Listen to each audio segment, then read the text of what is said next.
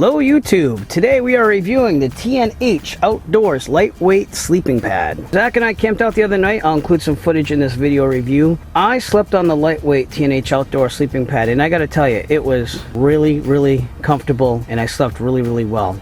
As you can see, it has two fillable valves, has one over there and one over here, and that's great because you could take this while backpacking. Again, it is lightweight. It's meant to go backpacking. It offers just as much support, honestly, as other sleeping pads. So anyways, if you're backpacking and you're on the road, and let's say that one side gets punctured, you're gonna have a problem, right? Nope, not with the double valve design, because you'll still have some place to sleep because the other side will hold up enough so that you can actually lay on something. The bottom itself is made of highly durable material.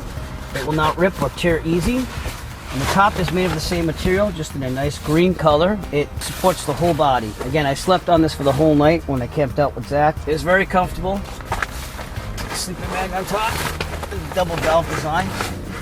Supports everywhere. And again, it's built to be lightweight, so you can put it in a backpack and go backpacking with it.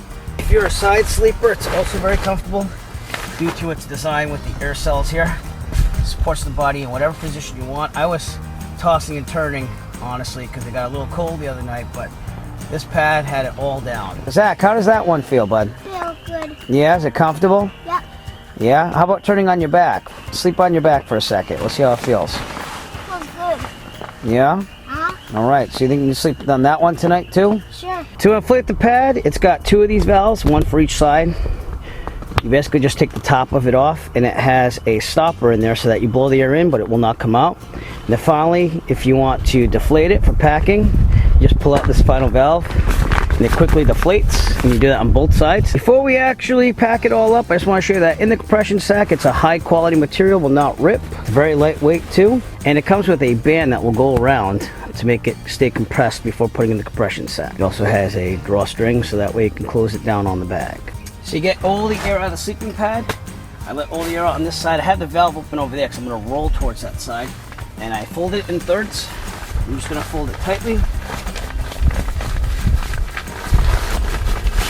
to get this out. I'm actually going to close that valve as I get closer to that side.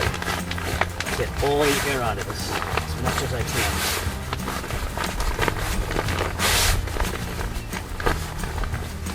Close the valve. There we go, and then we'll just stick it into the compression sack. So as you can see, the TNH Outdoors lightweight sleeping pad with two chambers folds up into a nice compact size inside its compression sack.